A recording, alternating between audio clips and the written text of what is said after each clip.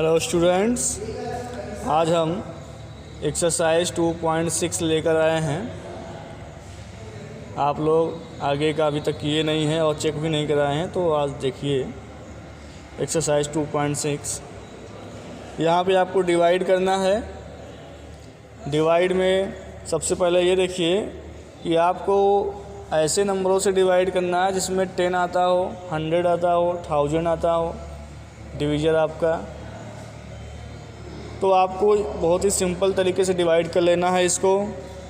जैसे अगर हम 10 से डिवाइड करते हैं किसी भी डेसिमल नंबर को, तो वो जो डेसिमल होता है डिवाइड करने पे एक डिजिट पीछे हो जाता है। 153.50 है, 10 से डिवाइड करेंगे तो आंसर आ जाएगा 15.350। ओके, डायरेक्ट आप इसे कर सकते हैं। इसी तरीके से अगर आप 100 से डिवाइड करते हैं तो डेसिमल 2 डिजिट पीछे हो जाएगा। ओके, 1000 से करेंगे तो डेसिमल 3 डिजिट पीछे हो जाएगा। और यदि डेसिमल 3 डिजिट पीछे होगा, अगर उतने डिजिट पीछे हैं नहीं, तो आप 0 बढ़ा सकते हैं पीछे की ओर। ओके, जैसे फर्स्ट का 7 है, 28.5 डिवाइड बाई 1000। जब हम इसको डिवाइड करेंगे तो इसका आंसर आएगा 0.0285। ओके,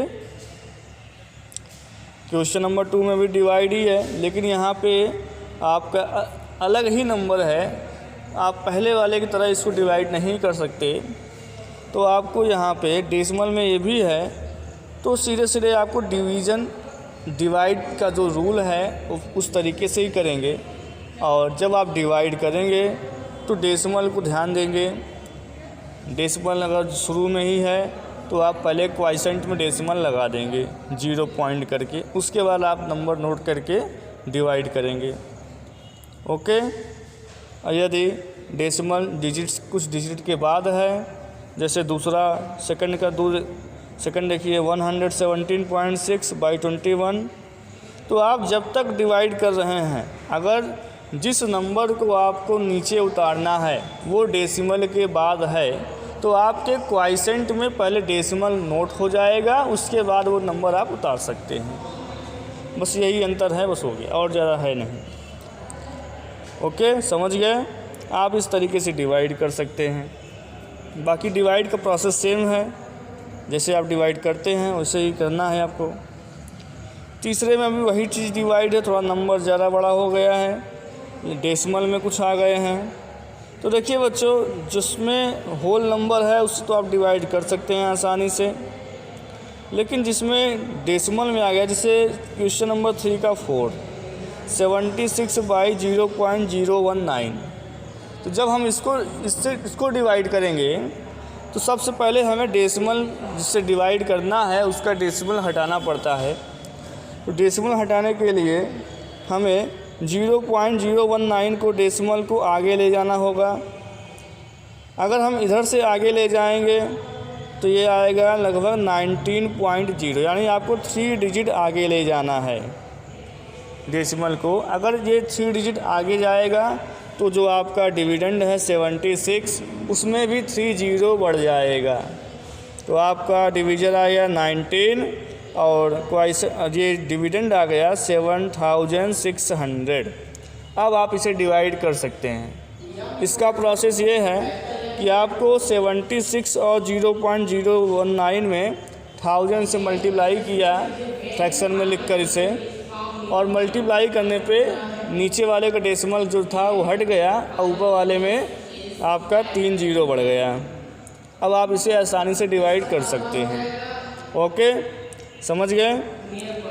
अब क्वेश्चन नंबर 4, 5, 6 में डिवाइड ही करना है, जैसा आपने ऊपर समझा है।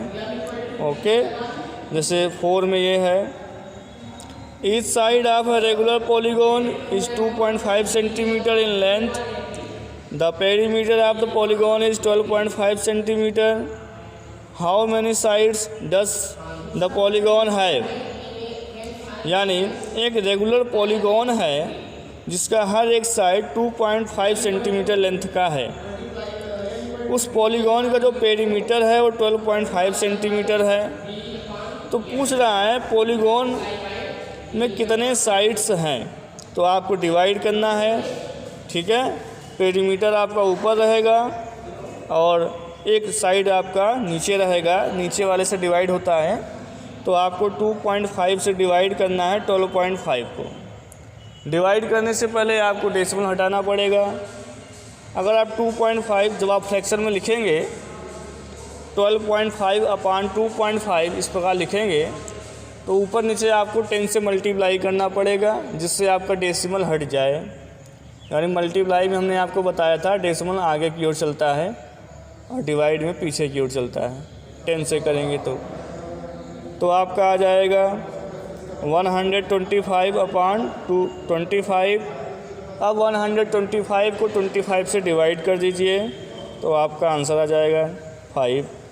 तो 5 साइड्स होंगे, जो कि पॉलीगॉन के 5 साइड्स हैं रेगुलर पॉलीगॉन के। इसी तरीके से क्वेश्चन नंबर 5 और 6 आप लगा लीजिए और कापियाँ आप लोग चेक करा लीजिए।